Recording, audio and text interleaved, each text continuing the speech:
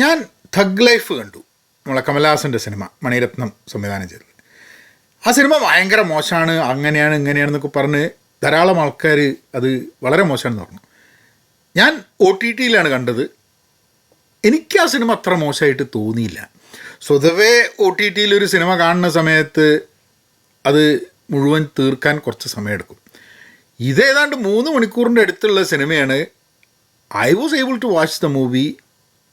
നമ്മൾ പിന്നെ ഇടയ്ക്കൊക്കെ ആ സിനിമ നമ്മൾ ശ്രദ്ധിച്ചില്ലെങ്കിലും നഷ്ടപ്പെടാനൊന്നുമില്ല കേട്ടോ. ഫുൾ ടൈം ഇങ്ങനെ എന്താ പറയുക, ഫുൾ ടൈം TV നോക്കി നിൽക്കേണ്ട ആവശ്യമില്ല എന്നുള്ളത് സത്യം തന്നെ.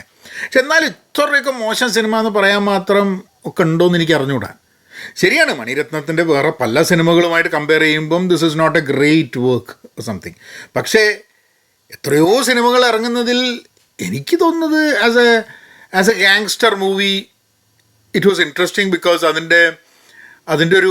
അതിൻ്റെ പ്ലോട്ടിലുള്ള ചില ട്വിസ്റ്റ്സും കാര്യങ്ങളുമൊക്കെ ശരിയാണ്.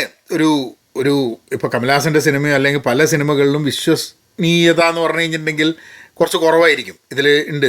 പക്ഷെ അതിന് തുടക്കം തന്നെ അതിന് വേണ്ടിയിട്ടുള്ളൊരു ആൻറ്റിസിപ്പേറ്ററി ബെയിൽ എടുക്കുന്നുണ്ടെന്ന് തോന്നുന്നു. കാരണം എന്താ വെച്ചാൽ ഇപ്പോൾ മൂപ്പര് സിനിമയിൽ പല പ്രാവശ്യം ചാവാനുള്ള അവസരം ഉണ്ടായിട്ടും ചാവുന്നില്ല. പക്ഷെ മൂപ്പര് ആദ്യം തന്നെ പറയുന്നുണ്ട് യമനുമായിട്ട് മൂപ്പരുടെ ഒരു യുദ്ധമാണ് ഈ സിനിമേൻ്റെ സംഭവം എന്നുള്ളത്. അതായത് മരിച്ചു എന്ന് തോന്നുന്ന പല സാഹചര്യങ്ങളിൽ നിന്നും രക്ഷപ്പെട്ടു വരുന്നുണ്ട്. ബട്ട് എനിവേ, കമലഹാസനെ ഐ തിങ്ക് സിംബു, കമലഹാസൻ എല്ലാവരും നന്നായിട്ട് അഭിനയിച്ചു എന്ന് എനിക്ക് തോന്നുന്നു. ശരിയാണ്, തൃഷയ്ക്ക് അതിൽ വലിയൊരു റോള് ഇല്ല എന്ന് എനിക്ക് തോന്നി. ഐ ഡോണ്ട് നോ, ഒരു മണിരത്നത്തിൻ്റെ സ്വതവേ സിനിമകളിൽ കൊടുക്കുന്ന പോലെ ഒരു ഇമ്പോർട്ടൻസ് തൃശ്ശേൻ്റെ റോളിന് കൊടുത്തില്ല എന്നെനിക്ക് ആ സിനിമ കണ്ടപ്പോൾ തോന്നി. പക്ഷെ അല്ലാണ്ട് ഇത്രയൊക്കെ അങ്ങ് കുറ്റം പറഞ്ഞ് ഇതുമാതിരി ഒരു സിനിമ ഇതുവരെ വന്നിട്ടില്ല എന്നൊക്കെ പറഞ്ഞ് ചീത്ത പറയാൻ മാത്രം ആ സിനിമ അത്ര മോശമാണെന്ന് എനിക്ക് അറിഞ്ഞൂടാ. ഇപ്പം നെറ്റ്ഫ്ലിക്സിലായതുകൊണ്ട് നിങ്ങൾക്ക് ചാൻസ് ഇട്ട് കാണുക. 3 മണിക്കൂർ ഉണ്ട് സിനിമ കേട്ടോ. So it is A long movie. പിന്നെ എക്സ്പെക്റ്റേഷൻസൊക്കെ ഈ സിനിമയൊക്കെ കാണാൻ പോകുമ്പോൾ, തിയേറ്ററിൽ സിനിമ കാണാൻ പോകുന്ന സമയത്ത് ആൾക്കാരുടെ എക്സ്പെക്റ്റേഷൻസ് വലിയൊരു ഫാക്ടറാണ്. ഇപ്പോൾ മണിരത്നത്തിൻ്റെ സിനിമയാണ്, കമലഹാസൻ അഭിനയിക്കുന്നുണ്ട്, തഗ് ലൈഫ് എന്ന് പറഞ്ഞ ഗാങ്സ്റ്റർ സിനിമയാണെന്ന് പറയുമ്പോൾ 3 പോയിൻറ്റ്സ് ഓഫ് റെഫറൻസ് ഉണ്ട്. മണിരത്നത്തിൻ്റെ സിനിമ എന്നുള്ള റെഫറൻസ്, എന്താ പറയുക, നമ്മുടെ കമലഹാസൻ്റെ സിനിമ എന്നുള്ള റെഫറൻസ്, ഗാങ്സ്റ്റർ സിനിമ എന്നുള്ളൊരു റെഫറൻസ്, അപ്പോൾ നേരെ നായകൻ എന്നുള്ള സിനിമ വരും. അപ്പോൾ ഇങ്ങനെയുള്ള കുറേ ഫാക്ടേഴ്സിൻ്റെ ഇടയിൽ കൂടെ ഇങ്ങനത്തെ ഒരു സിനിമ വരുന്ന സമയത്ത് സ്വാഭാവികമായിട്ടും ചിലപ്പം ആൾക്കാരുടെ എക്സ്പെക്റ്റേഷൻസ് അതിന് മീറ്റ് ചെയ്യാൻ പറ്റാതെ പോയിട്ടുണ്ടായിരിക്കാൻ മതി. But as someone who watched the movie, I did not find it that bad. അതെൻ്റെ പേഴ്സണൽ ഒപ്പീനിയൻ ആണ് കേട്ടോ. എനിക്ക് മറ്റുള്ളവർക്ക് അത് ഇഷ്ടപ്പെടില്ല എന്ന് എനിക്ക് അറിഞ്ഞൂടാ. ഫ്രം മൈ പോയിൻ്റ് ഓഫ്, അല്ലെങ്കിൽ 3 മണിക്കൂറിൻ്റെ ഒരു സിനിമയൊക്കെ OTT ഞാൻ സ്വതവേ കാണാൻ എനിക്ക് വലിയ ബുദ്ധിമുട്ടാണ്. ഒരു 90 മിനിറ്റ്സ് മൂവി തന്നെയാണ് നമുക്ക് കാണാൻ പറ്റില്ല. അതന്നെ 2-3 തവണയൊക്കെ നമ്മൾ ഓഫാക്കി ഓണാക്കി അങ്ങനെയൊക്കെയാണ് കാണുക. But this thing was on for about 3 hours.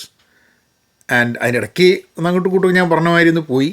അതിന് വലിയ മിസ്സിംഗ് ഒന്നും ഉണ്ടാവില്ല. So I think it was an okay movie to watch in OTT at least for me.